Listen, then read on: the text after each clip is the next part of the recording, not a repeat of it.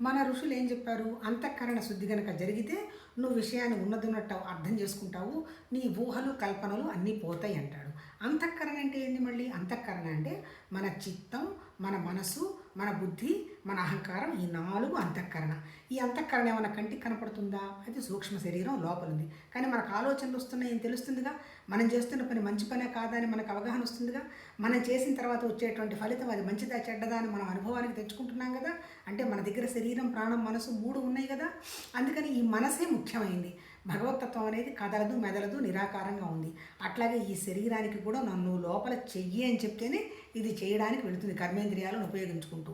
తర్వాత నువ్వు లోపల ఒక ప్లానింగ్ వేస్తేనే జ్ఞానేంద్రియాల ఆధారంగా అది పోయి ఆ పనిని అర్థం చేసుకుంటుంది.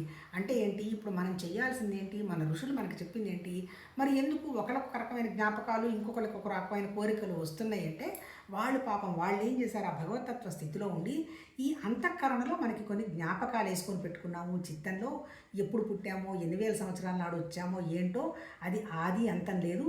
అంటే ఏంటి? మన జ్ఞానానికి ఏమీ కూడా తుది మొదలు కూడా లేదు. సర్వత్రా వ్యాపించినటువంటి జ్ఞానమేను. ఈ జ్ఞానంలో మన కోరికలన్నీ పెట్టుకున్నాం కాబట్టి మనకు బోలెడు జ్ఞాపకాలు ఉన్నాయి. ఈ జ్ఞాపకాలన్నీ ఎక్కడ రికార్డ్ అయినాయి? ఆకాశిక రికార్డ్ అంటారు, మన చిత్తం అంటారు, చిదాకాశం అంటారు. అక్కడ ఇవన్నీ రికార్డ్ అయ్యి ఉన్నాయి. మళ్ళీ ఇవన్నీ ఏంటి?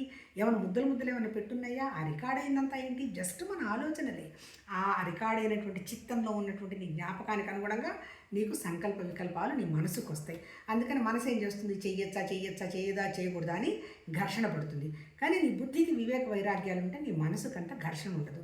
ఆ జ్ఞాపకం కరెక్ట్ కాదు, సెలెక్ట్, డిలీట్ అని చేసి పారేస్తుంది. మరి బుద్ధికి వివేక వైరాగ్యాలు తెచ్చుకోవాలంటే ఏంటి? నీ మనసుకు వస్తున్నటువంటి సంకల్ప వికల్పాలు కరెక్టా కాదా? ఇవి ఎక్కడి నుంచి వస్తున్నాయి? ఎందుకు వస్తున్నాయి? ఈ కోరికతో నాకు అవసరం ఉందా లేదా అనేటువంటి మనకు ఒక స్ఫురణ, ఎరుక, ఒక జ్ఞానము, ఒక అలర్ట్నెస్, ఒక విజిలెంట్గా మన మైండ్ అవేర్గా మన మనసు ఉండాలి.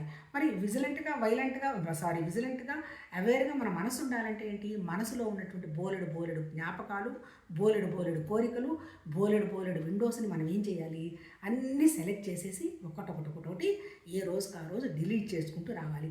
ఈ డిలీట్ చేసుకుంటూ వచ్చేదాన్నే మనం శుద్ధి చేసుకుంటున్నాము అని అర్థం.